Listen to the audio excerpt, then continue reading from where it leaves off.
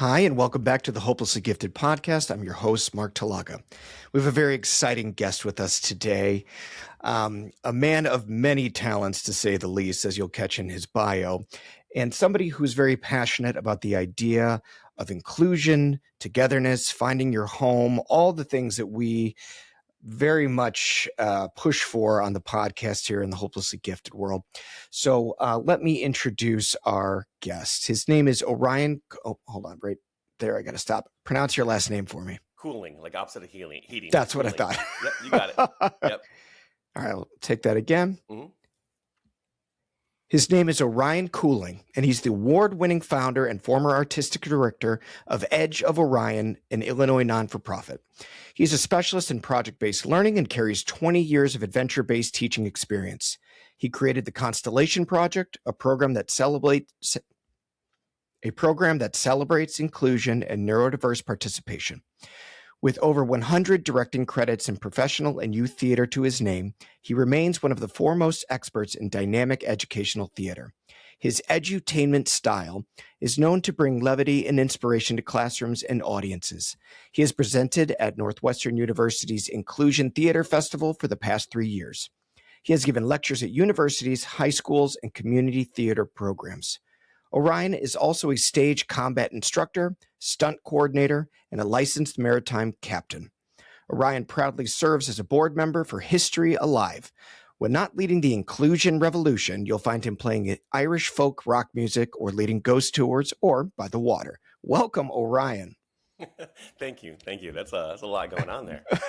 Is it weird having it read back to you all in a row like that? It's also weird because I'm a tour guide in the city here in New Orleans, and when people ask me about the journey, I'll mention all these connections. They're like, "Wait, you did that? Wait, you do this? Wait, you do that?" I'm like, "Yeah, eclectically employed." I like to say it is. I love that. Yeah. So the first question that comes to mind for me as I'm reading all of this and just having got to know you a little bit is, when you were growing up, did anybody know what to do with you? No, they were befuddled. I was befuddled. I didn't know what to do with me. I knew that I've always had a lot of boundless energy. And I also just am super enthusiastic about living life in general. And I like people. I'm a people-driven kind of person. And at the same time, have bouts where I need to be by myself for an extreme amount of time and not talk to anyone. I think the term I've been hearing these days is extroverted introvert. But Oh, yeah. when it comes down to it, all these passions, we had been talking a little bit ago about what I was thinking about for this conversation. And it's the fact that all these dreams I had as a kid, I've been able to basically manifest. Every kind of job I've ever wanted to do, dreamed about, I've pretty much been able to do. And that is because I have been encouraged to explore this diverse amount of passion. And also because I have created and been part of a loving, supportive environment around me. I couldn't do what I do without the people, the mentors, the peers, the patients, the therapist, the staff, the students, and my family, with my mother and my father when they succeeded and when they failed, for my wife when she's able to support and when she just needs to let me move on my own, So it's one of those things that I have been given a tremendous amount of blessings and support to go create and carve my own path. But that's been part of the joy of it. Yeah. That's wonderful. And, the idea that you've had that support throughout the years to help you push you and find these other areas. But I'm always wondering, was there a time when that wasn't so clear for you, or was that just how it always was for you? Oh, yeah. No, I struggled, I think, more than succeeded for the majority of this journey. I have failed more than I have succeeded. And that's, I think part of the process is recognizing that just because you have stumbled and crashed does not mean it's not worth getting back up and going again. And usually when I find that I'm pushing against unmovable obstacles, it's time for me to make a big maybe redirection in my life. And that's how I found some happiness. At the same time, I basically fourth grade through senior year in high school was a nightmare. I really struggled to find who I was, what I was, how I could have fun, how I could socialize in a way that was successful, how I could be the most authentic version of myself. I feel like I didn't really figure out who the heck the core of this person was until like 27, maybe Yeah. 28, you know? And then I began understanding a little more like what was the driving like center force of my pushing me forward. And that began to inform and influence the rest of my decisions. But it was a mess, a Yeah. mess, you know, and I explored every avenue that I could possibly explore. In that time period, I was a very physical person, Hmm. and I was both bullied, and then I became a bully of bullies in high school, where I finally was physically strong enough and martially adept that I'd pick fights with bullies, and became a menace in that way. Got kicked out of 3 schools. Hmm. Struggled to find. I spent a ton of time at detention, a ton of time in school suspension, which Yeah. was not great for someone who's super hyperactive. That was a very big struggle for me to be. Right. Now you must be quiet for 30 minutes. I'm like, oh no, oh no. That I'm not particularly good at Anything but that. that. Yeah, Yeah. unless I'm reading a book. I'm reading a book, Hmm. then I'm good to go. So that became a lot of time for reading. But I went from depression and anxiety into a lot of anger in high school. And then coming from anger into college, I got into a lot of what I would call like reclaiming and self righteous anger Yeah. about social issues. I was and continue to be a kind of rigid thinker about honor, a rigid thinker about a decorum and Hmm. um, how we behave with each other and why we treat each other certain ways. When there's injustice, I really struggle.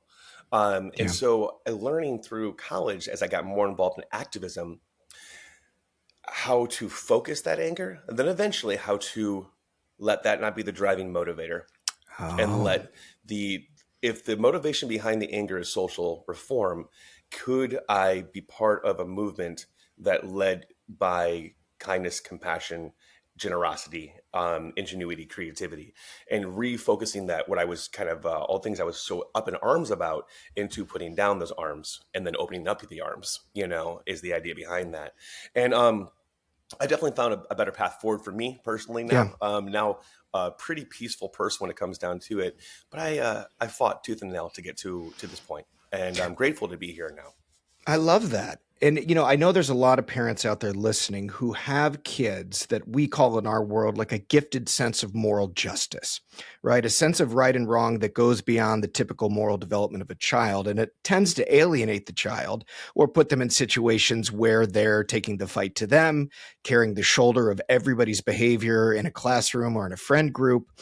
And not very many people see that as an area of potential that you can develop into something that creates, limitless possibilities as you've done. Do you feel like anybody saw that potential in you? Were there people along your way that could say, yeah, I know he's in detention a lot or he gets in fights a lot, but ultimately this kid, there's something going on here? Oh, for sure.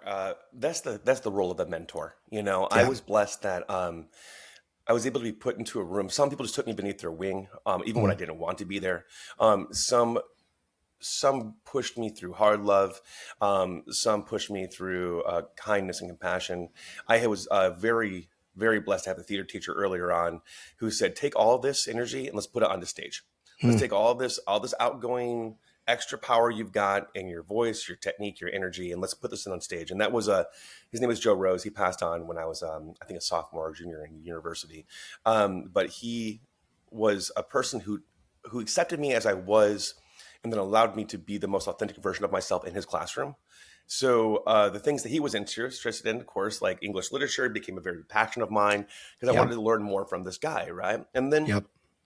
I had the blessing of picking or being picked by wonderful mentors. I had some great people along through university Mm. who had been activists in Vietnam, who saw that I was riding, a ton of rage, and were helping me figure out how to translate that into community and community action to some degree of success. And back then in university, sometimes not so successful. I wasn't really willing to hear the compassion in that moment. I wanted to fight. Oh, right. But I had to basically, I had people who were willing, when you pick up a cat who's trying to kill you and it's going to keep scratching and you're just going to have to hold it until it doesn't scratch anymore. And That's that's felt right. like I was being picked up quite a bit. Like, I'm just swinging at everything, man. I'm Yep. swinging at everything.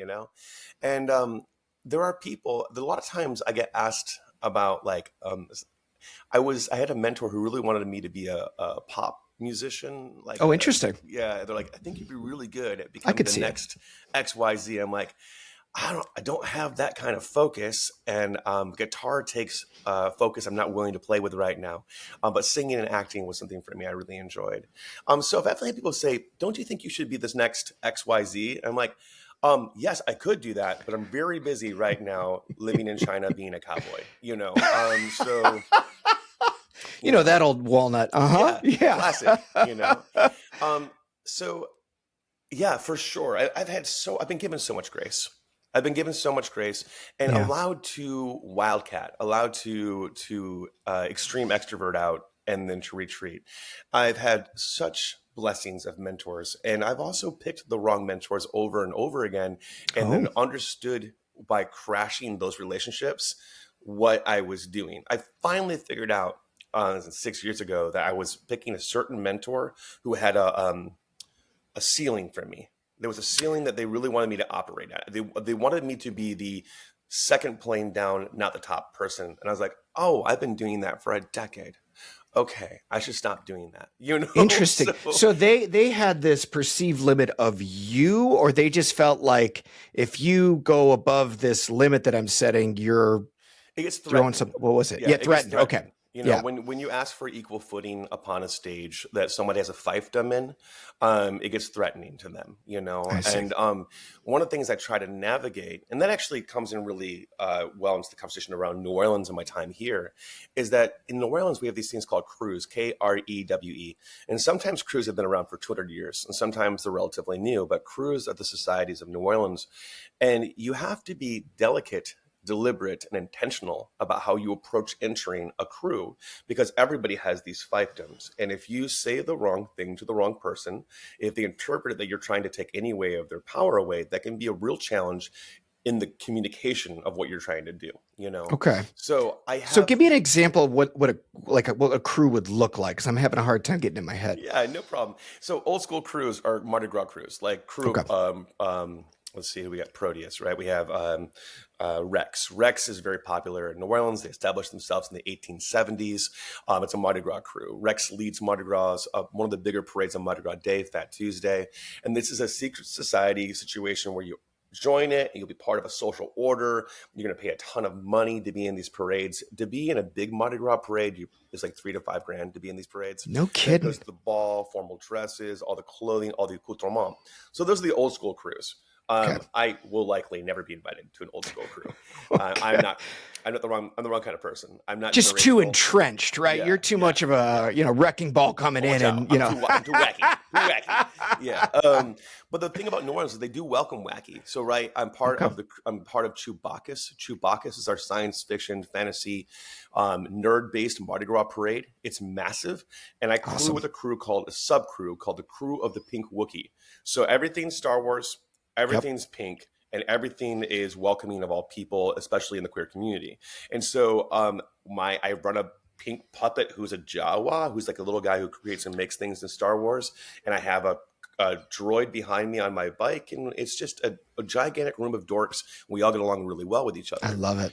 It's so much fun. So finding out how do you fit into what particular crew in New Orleans and what group won't be threatened by your weirdo eccentricities is one of the journeys one has to go through if you intend to do that here. So yeah. Wow.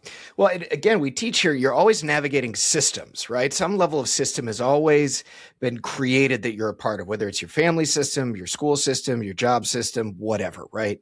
And most systems like to stay pretty lockstep. They've been formed and they don't want to change. And when you have something that comes into a system that rattles it or shifts everybody roll around, the system has two choices: get rid of it or somehow adapt it and, alter the system entirely. And I love what you're saying, because you learned how to navigate some of these old school systems that weren't really going to tolerate any sort of newness or change, and not only join something but create something alongside of it, of a system that focuses on inclusivity, which seems to be such a passion of yours. Oh, for sure. And that learning that, I think one of the not final, I'm never gonna have a final lesson. I'm forever a student. I like it. But one of the big lessons I've learned in the past decade is not learning how to make myself less than, but learning how to translate my bigger energy intentions into a system that cannot handle the stress of me shaking so vibrantly with power. Oh. I tend to be an effervescent person, and which puts me into places of leadership sometimes when I don't want to be in leadership. In fact, a lot of time I don't want to be in leadership, but because I'm a dynamic individual, I get put into leadership quite a bit. Um, and the problem with me in leadership is I am a mover and a changer. And so you don't want to put me in leadership unless you wish to shake the system, right? I'm somebody who's looking at systems, who wants to analyze how we can do better and how we can be, especially be kinder. Mm. And so I have learned a skill set where I turn my charisma down. I just like shift my charisma just a little bit down. Rather than me Hmm. operating at 11, I shift it down to like an 8, kind of hang out here. It is a performance style. I am performing when I'm doing that. It's a version of me. It may not Right. be the most authentic version of me, but it is still me. It's just me at a little bit quieter and a little bit easier to understand.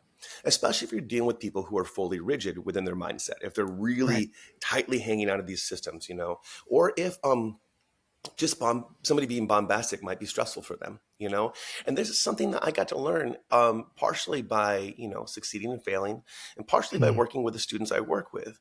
When I'm walking into a room with somebody who's reactive, that's not going to be beneficial. If I walk into a classroom like, what's up everybody, let's rock and roll, that's not great for a group of people. I work a lot in the autistic community. Yeah. Sometimes that's not going to be the thing that's going to be beneficial for that room. So Right. let's take it down. Let's mellow ourselves in there. Let's go in there with Obi-Wan Kenobi version of Orion, and let's There you hang go. out for a bit. So learning that I'm not less than by taking my bombastic nature down to a digestible level has been a big part of me becoming more happy with myself. Because that used to feel like a betrayal of my true nature. I used to feel Yes. like, if you can't handle me at a 12, then you can't handle me at all. And I'm like, Right. I have found that that's not really the case. That I Right. am capable of being many things, and that yes, I can function at this high octane, but I can also function quietly and calmly and still be rooted into the idea of who I am. So that's been a big journey and a big part That's of learning. that's such an important. I just have to like underline it 100 times because there's so many kids out there and parents of kids out there listening where there's this reaction that they have to their kids' behavior, whether it's too much, too this, too emotional, too quiet, too whatever. And it becomes this push and pull with this idea of, oh, you're asking me to be different. Not necessarily. What you're saying is actually more of what we're looking for. Learn how to modulate, learn how to control it, learn how to integrate in all the other people that you're impacting and know that it has an impact on them and that you want to be conscious of that so that you can maintain the connection and relationships you're intending to create. So it isn't this all or nothing thing, which I love, love, love that that's what you're saying. It's, yeah, go ahead. It took me forever to figure this out. You know what I'm It's saying? It took amazing. me forever. And part of it was learning about emotional resiliency for myself, learning how to have a flexibility of spirit. But it took me like it felt so inauthentic, and I couldn't grasp it. I couldn't grasp it. And I honestly think working in inclusion, working with neurodiversity, working with the students who I've been working with for a couple decades now, was the way of doing it. I could walk into a room and see who needed me to shine brightly. And you could walk into a room and see who did. So if I'm a lighthouse, I could see those who wanted the light and those who needed me just to be secure and a place for them to anchor their boat. And each student required a different thing from me. So I couldn't just be in a given space one thing. I had to reflect what the student needed from me. And sometimes that meant calm, whisper. Sometimes that meant me on the ground, like literally laying on the floor Yep. alongside of a student, hanging out and just being chill. And sometimes Mm-hmm. that meant me, running around the room like a crazy chicken. It really depends on what that student needed, what the group Yeah. needed.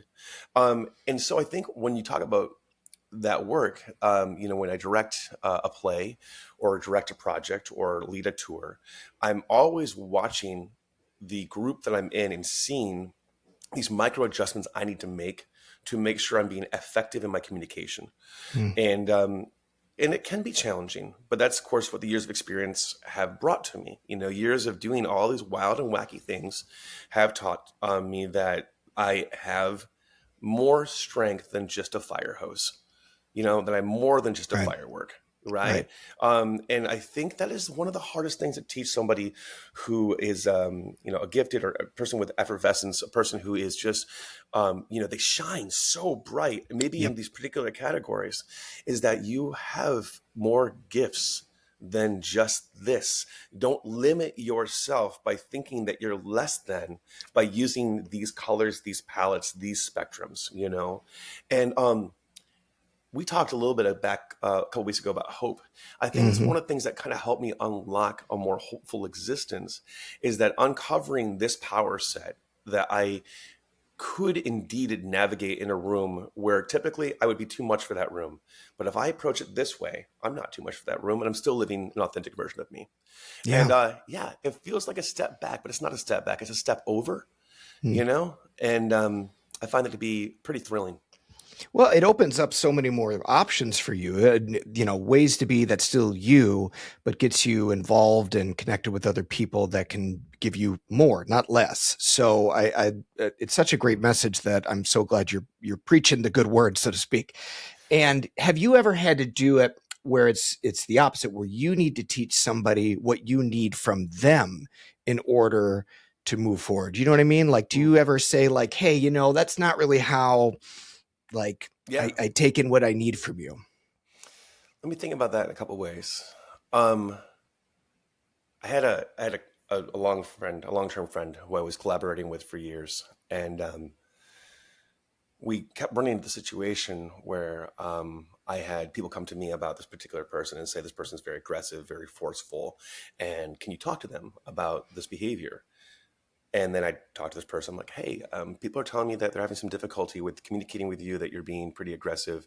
And I was wondering if you could, we're trying to create a more collaborative environment here. If you could maybe bring that back a little bit. Can you tell me some of the concerns you're having, how we can maybe create some more script around these moments of tension, right? And then I get another report a month down the road of them blowing up at somebody.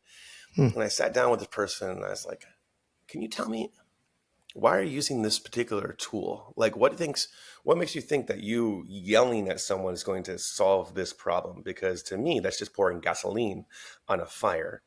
And they said to me, well, I learned it from you. And I go, whoa. Whoa. And I said, can you tell me a specific circumstance in the past 5 to 7 years where I've used that tool? And they said, no. I said, so you learned that from me when I was in my late 20s and my early 30s. They said, yeah. And I said, and you've been using that tool since then? They're like, yeah. I said, has it been effective? And they said, no. I said, have you seen me do it in the past 7 years? And they said, no. I Hmm. said, please learn a new tool from me. I said, I don't know that it was a mistake that I did what I did back then. I can't tell you the context of which you learned this from me in, but I can tell you that I have solved so many more problems with a harp than a hammer, and Hmm. it's time for you to put the hammer down. And so this person did have a more successful journey with the collaboration, but I had to recognize the fact that I had mentored this person, and they had Wow. learned a bad tool from me. Wow. And that wasn't a bad tool. No, I don't know right. any It just tool's the bad, but it was context was an off. Yeah. ineffective tool that they were carrying Yeah. forward into a conversation that was using a different set of tools. Right. The flip side, in a more maybe easier, casual way, is I'm doing these tours here in New Orleans. We're doing these high end VIP tours with a black car limo service, and they're haunted tours, they're spooky tours. Hmm. And one of the people who I collaborate with, who's one of the drivers, was like, "What if I brought out like an air horn? I did a big jump scare." And I was like, "Oh, that's not what we're going for." I said, I love that you bringing your creativity to the table. I said, thank you so much for that. I said, I'm looking for this elevated, enhanced, supernatural, reflective experience. And I'm not really looking for a jump scare. As a ghost storyteller, jump scares are my least favorite things to use. I don't ever use them. In a movie, they're one of my least favorite things to experience. I like a haunted movie that's more thoughtful than a jump scare. Hmm. However, I really appreciate you bringing this to the table. And let's think about how else we can get you to feel more creative and what we can put of your own creativity into this tour. And we were able to do that. That's They were amazing. excited about a particular story and neighborhood they wanted to go to. I'm like, let's bring this neighborhood in. All right, great. And so you say, it's a yes and, right? Yes, thank Always. you for bringing it. But let's see if we can figure out where can we find the middle ground between you and where you are and where I am here. You Right. know? We don't want to lose you, but we Yeah. do want to modulate based on what we're dealing with so that we can get more of what you have outside of that one idea. In the writers' rooms, we call it blue skying, right? You're like, okay, that's your idea and you're kind of married to it a little bit, but I guarantee if you throw it away, you're going to come up with something even better. But we got to keep looking up to the blue sky. It's Yeah. still out there. So tell me a little bit more about the work you're doing in New Orleans, what you're most passionate about. I know you're involved in so many different things. So pick Yeah. your Yeah. favorite right Sure. now and tell me all about it. Yeah, so the big thing I'm excited about here in New Orleans is after running this not-for-profit in Chicago for years and years and years, as I stepped in a different direction down here, I was concerned that I wasn't able to feed my passion for inclusivity. And I got involved. I do lots of things in the city, lots of different kinds of tours. One of the tours I do are bike tours. And I became aware, I'm not actually even know. No, I do know. I saw this group biking by, and they were in tandem bicycles, and I could see that the people who were in the back of the tandems were blind. Then I saw a sign that said New Orleans NOLA Blind Tandem Cyclers. And I was like, what is this Yeah. amazing thing? So when they were I was doing a bike tour, I went over, talked to the person who was in charge, got their information, look them up, and what they do is they take people who have limited vision, limited visions, and who are blind, and they're the stoker. They're the back of the bike. The person on the front is the pilot. And so a couple years ago, I got involved with this group and I became the tour guide for the group. So I will pick locations that are tactile, things that we can touch and explore with our hands.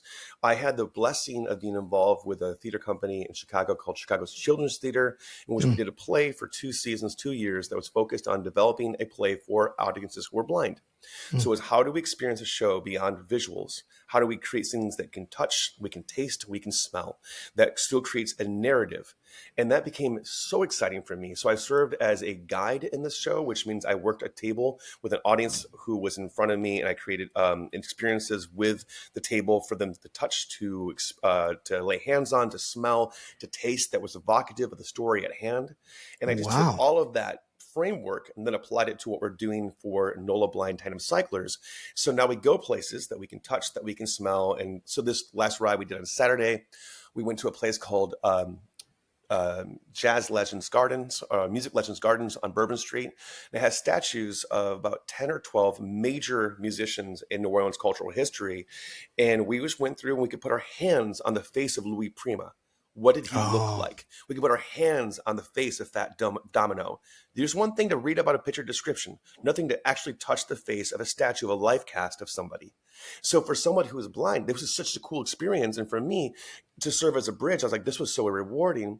So one of the things that we've started doing is things called touch tours before certain Mardi Gras parades. We'll get together ahead of time before the parade begins to move. We'll go through the lineup and we'll touch props and costumes. We'll talk to different sub crew captains about what their intention, what they're hoping the audience will experience out of their particular float, out of what their costume storytelling is going to happen there. And we started doing that, and it's been such a pleasure to be involved with that. We're trying to make more parades available in that way for the blind community. The other yeah. one that I'm really thrilled about is a similar thing. It's called One Crew. I volunteer for One Crew. It's a not-for-profit which is working on creating inclusion-based what's called accessibility rows for Mardi Gras parades. So there's spaces for all kinds of different processing. From folks, there's a quiet zone, Hmm. there's a tent, a sensory tent we can fall back into if things are getting overwhelming, with all kinds of things to touch and experience there that are grounding. There's audio descriptions for people who are blind. There's an area for people with mobility issues. They have flat areas for them to bring themselves into in their chairs. There's ASL, the descriptions of the parades that goes by. And we're hoping to get into more and more Mardi Gras parades and make this normal. And I've been able to do this for high school homecoming parades as well, helping Oh, create cool. accessibility rows, because we are all benefited when we create more community. In New Orleans, 1 in 3 people have a disability in this city. The national average is 1 in 4, Wow. and so this is a town that is all about all about community. And so there's a huge section of our population who are not able to experience Mardi Gras without somebody using their privilege to hold a door open. And that's what I hope to do. Is I've been Right. granted unlimited amount of blessings and privilege as a human, and if I can put my foot in the door and hold it open for some other folks, that's the goal there, you know. So I'm in awe because of what a lovely program this is and what you're doing for these people. And I don't know, for me, what I react to the most is the idea of inclusivity, not being, I gotta be careful how I say this. It's not just a safe place for people to validate that, I go through the same thing you go through, which is invaluable for a lot of people, but it is pushing it to the place of, let's identify what more you can do. There's no limit as long as we think creatively to how you can be included, how you can experience things that maybe you thought weren't even an option for you. And so the inclusivity really does bring everybody into a bigger part of who we all are, and it does make everything better for everybody when we have more inclusion like that. So I love that kind of talk. And when I think to, our audience, there's this feeling of, where's my inclusivity in school for an asynchronous neurodivergent kid? And it's not about just accommodating, it's how we get creative with them to engage them, to help them go beyond that limit that they have set for themselves or others have set for them.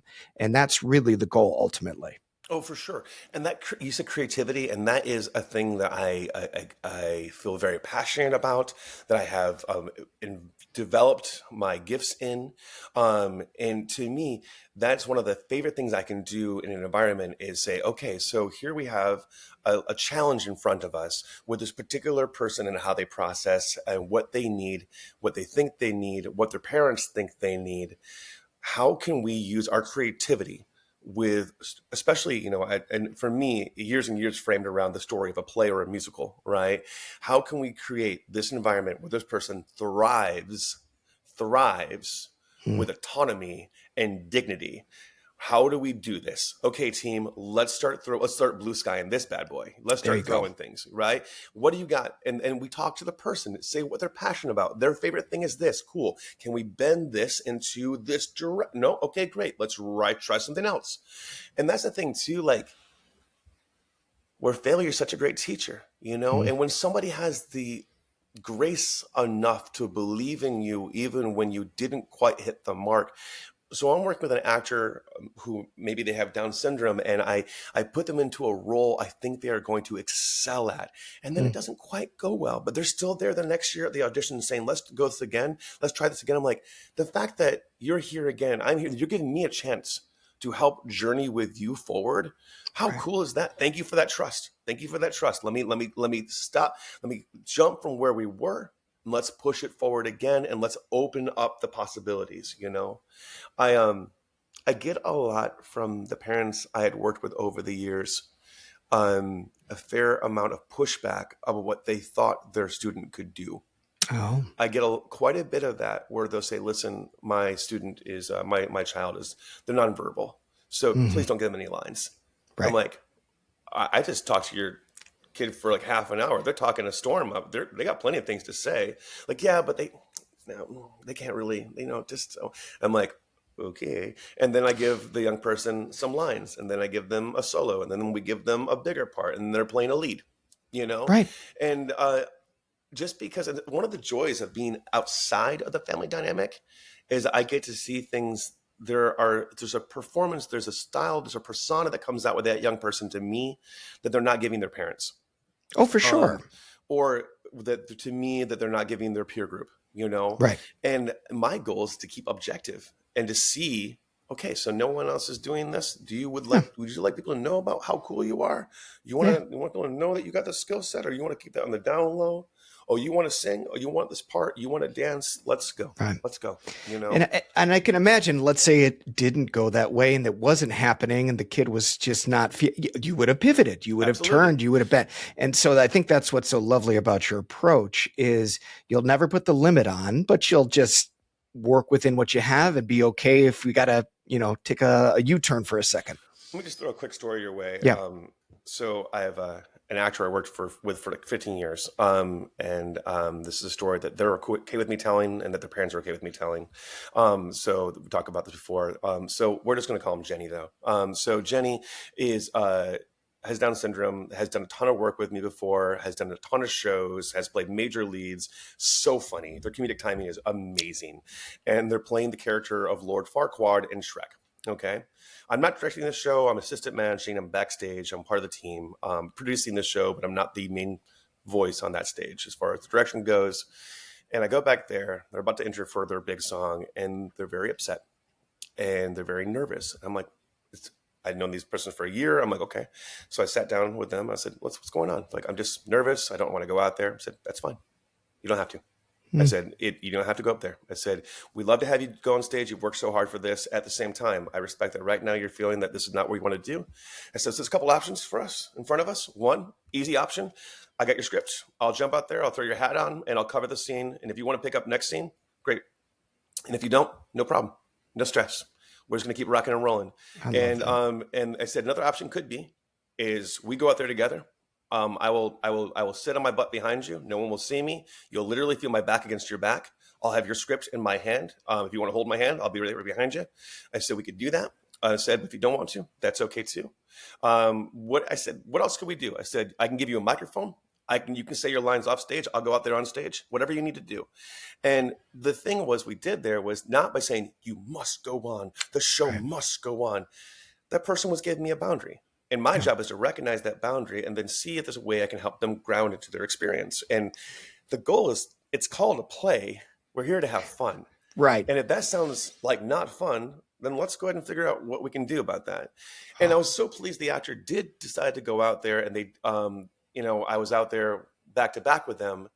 But 15 seconds in, they were cracking it. They were killing it. They were yeah. shining. They just needed a moment to Right. have someone tell them they didn't have to. Yeah. And that's one thing when I teach inclusion theater at a university level, which I'm blessed to do 4 or 5 times a year, is I talk about the show must not go on, Hmm. which is a different perimeter than most actors are given. We're taught in theater that the show is the most important thing. The most important thing is the show, and that you break your ankle, throw up with the flu, hyperventilate, get an oxygen tank, and the show must go on. And Hmm. I'm like, no, it doesn't.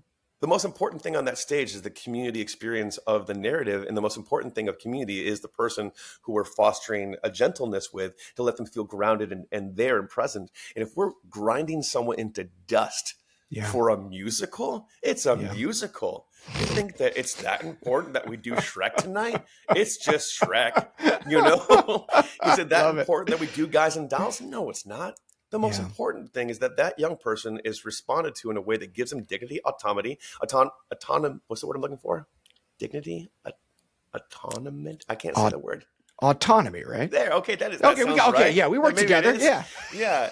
So, and that's the thing too is that uh, this is very kind of cliche therapeutic, but a boundary is a distance in which you can be loved by. And Right. when someone's telling you that they don't wish to do something, and you think that your first goal is to override that, well, that's not accepting of where they are. So that's an opportunity to be creative Well, and and offer some. and the amazing thing is, even as we teach people here about executive functioning, the brain, and what people really need, a lot of times when people feel that fight or flight, their nervous system's super elevated, they get rigid, they get inflexible. And you have this lovely way of gently offering up different ways that could be that I'm sure they're not thinking of, because they're probably in the mindset of I either need to go out there and just bear this terrible feeling I'm feeling, or I sit here and I failed. And you're saying, no, no, no, no, no. We could do this, or this.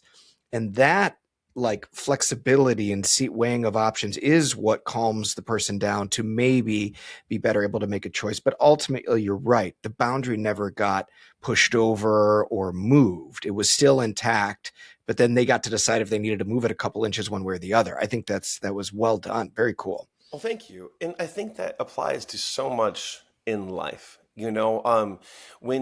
When we are approached with these obstacles, these fight or flight moments, part of what can be helpful is harnessing your creativity Hmm. and saying that I may not be able to move forward in the way I had hoped to move forward, but can I continue to explore this moment and see what's here for me? Yeah. In yoga, we talk about when you get injured, there's an opening. You're going through an opening right now. Yeah, you Oh. can't do that pose. So Hmm. now you must explore the other poses that you can do with the journey that your body's in, you know.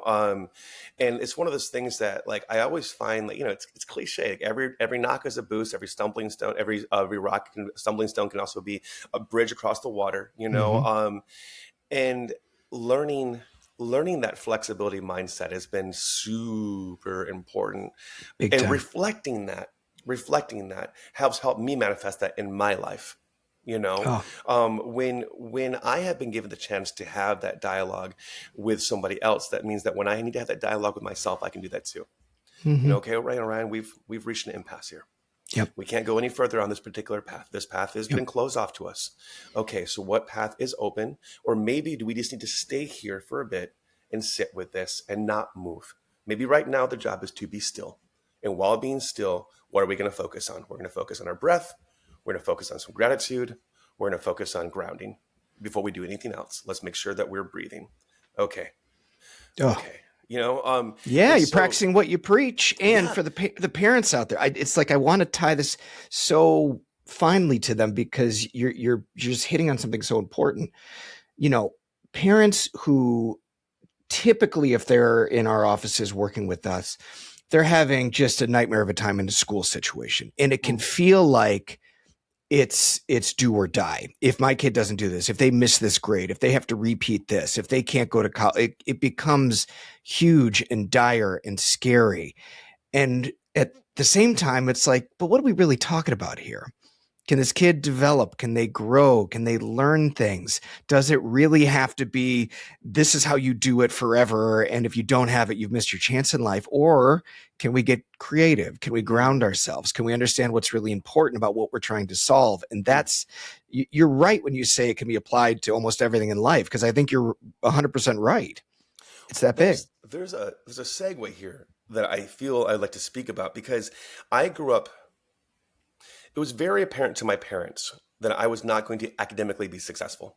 Hmm. Okay, I did not have the focus for it, nor did I give two cruds about it. I to this day have an aversion to math that is comparable to like my fear of jumping out of airplanes at 10,000 feet. Oh. I do not like even the simplest calculations. It has Hmm. a lot to do with how my brain processes. It has a lot to do with we had these horrible things in junior high called speed test for Oh. math, Yeah. and I would have full on panic attacks. I don't process like that. I've got 5 minutes to solve 50 multiplication problems, and I can't. I Yeah. couldn't. I now can, but I couldn't then.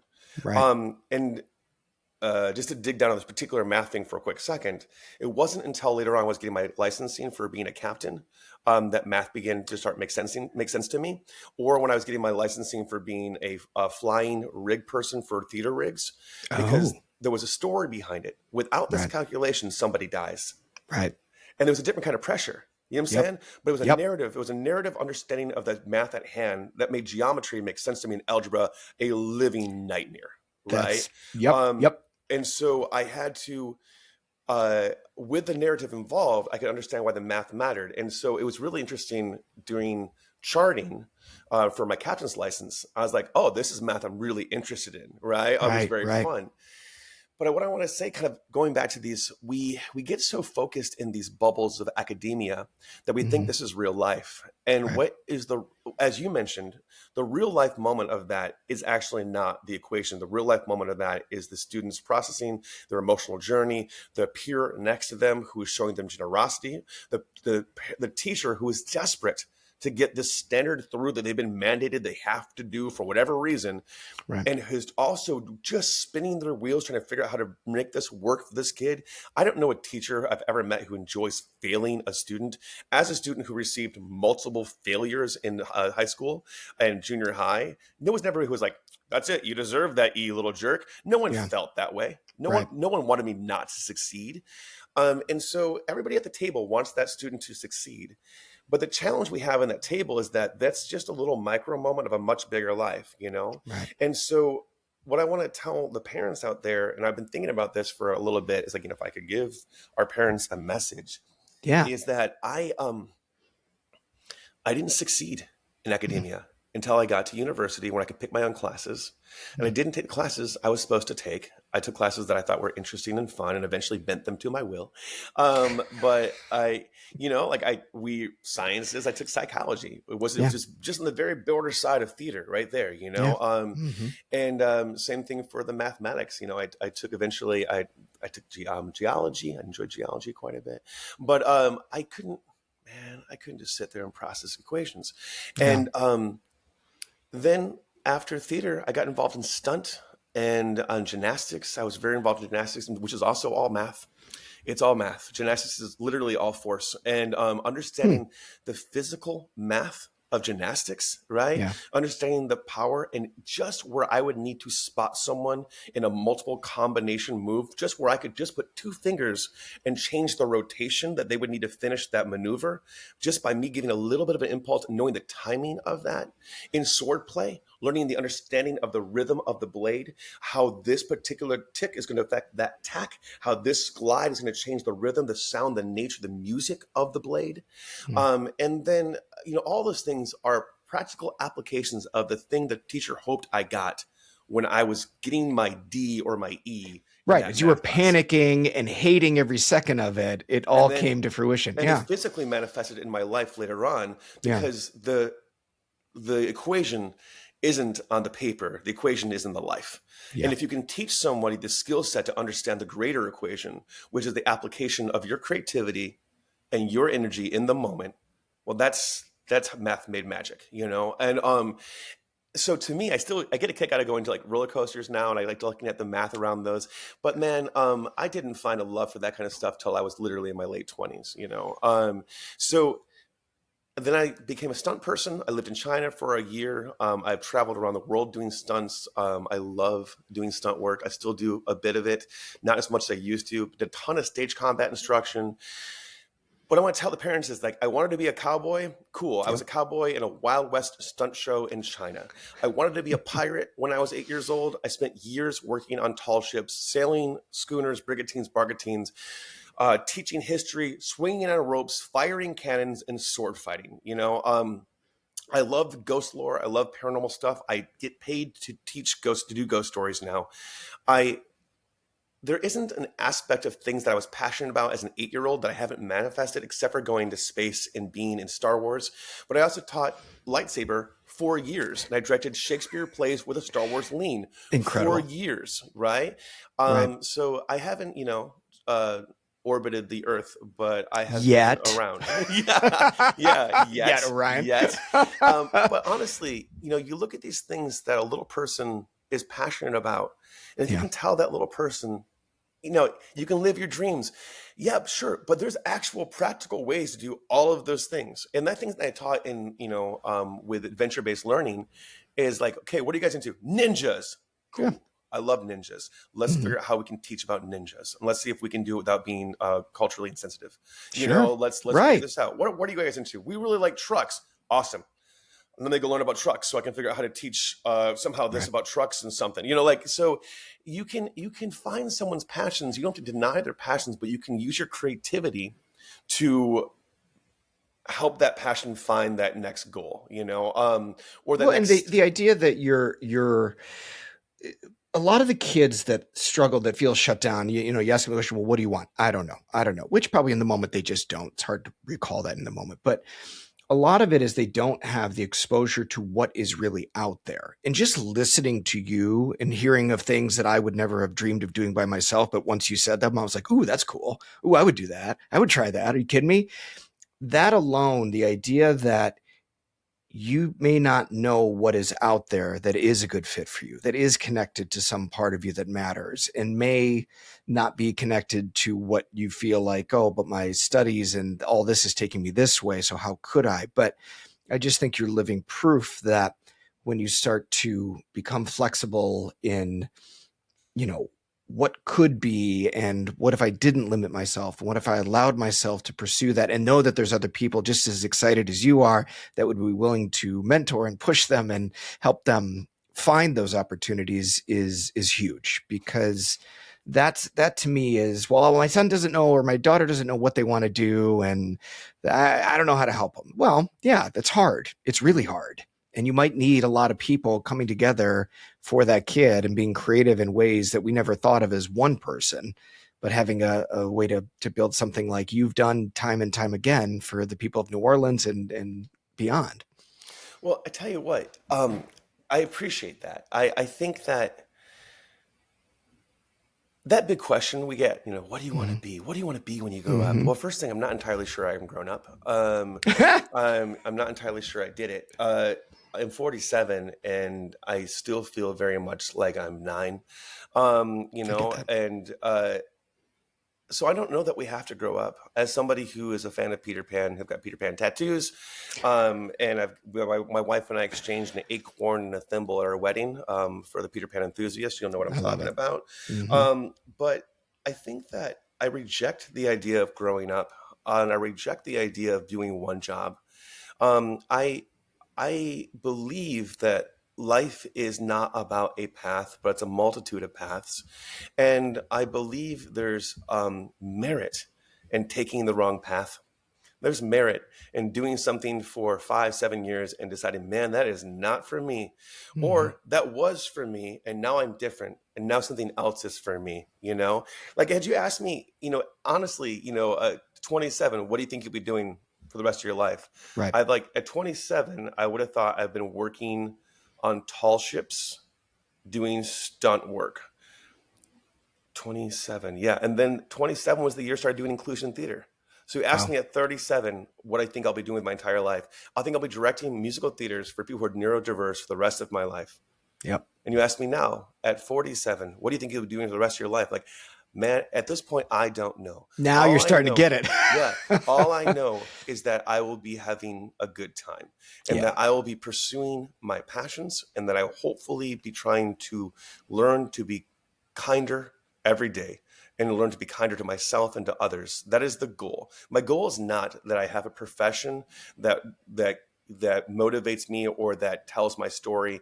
My goal is that I hopefully can learn to live giving grace to myself and grace to others to a point where it really doesn't matter what we're doing here. It doesn't really matter how I make my paycheck. It matters that I can come home and foster kindness. And I didn't think that kindness was my superpower growing up. I thought my passion and my drive was my superpower. And Hmm. it turns out that I'm still very passionate. I'm still very driven. But if I can't be peaceful with it and I can't be kind with it, I don't want to do it. And if it doesn't make me feel good in a way that it's helping settle my spirit, and it doesn't help settle someone else's spirit, I don't find merit in it right now. So I've been offered some opportunities down here quite a few times now by a couple different companies who asked me to lead their company for them. Yeah. And I had a very generous offer recently, and they're like, I'll put another zero behind it. I said, I don't really care how many zeros you put behind it. I care that that would stress me out. And Yeah. I would become anxious and angry doing the work you're asking me to do. Yeah. And I only have so many years on this planet, and I want to live them without carrying the stress that you're asking me to carry on. And I wouldn't, even if you made me a dynamic paycheck that would change the quality of my life forever, Hmm. taking on that position would put me into a place where I have to be angry and aggressive, and I'm not interested. Oh, Ryan, I got to tell you, it's just, I don't know about the other listeners out there, but I'm feeling motivated. I'm feeling energized. I'm feeling that spark of like, hey, okay, now I'm kind of resetting myself. I've been in this kind of doldrums of, we're in winter months up here and it's kind of like, oh boy, I just got to get through to the break. And I feel reinvigorated. And I want to thank you for taking the time to speak with me and my audience today because you've been just such a delight. Oh, Can you thank you. give oh, you're very welcome. Can you give people a way to find you or connect with you if they're interested at all? Sure, sure. I have a lot of weird things that I do. So I will throw a couple weird things your way. If you're in New Orleans, I would love to take you on a tour. I do specialize in ghost stories, but I have all kinds of tours I do down here that are quite eclectic. Everything from like a cigar history tour to a queer history tour, French Quarter. That's just Orion Couling, NOLA.com. Pretty straightforward. Orion Couling, NOLA.com. COULING is the last name there. And then the as far as the inclusion work that I do, I'm retooling that aspect of how I present myself online for that.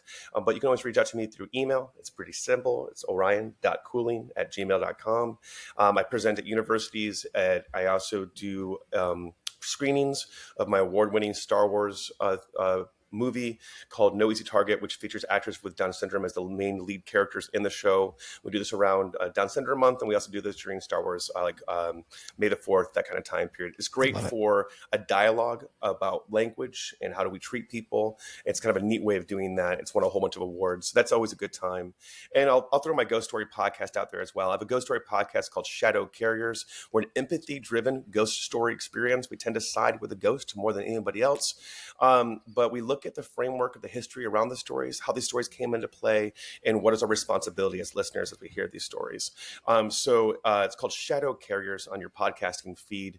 And that would be fun to take a look at if you like. I will say I listened to it. I listened to the Christmas episode. It was delightful, well produced, atmospheric, beautiful, touching. It's a recommend for me as well.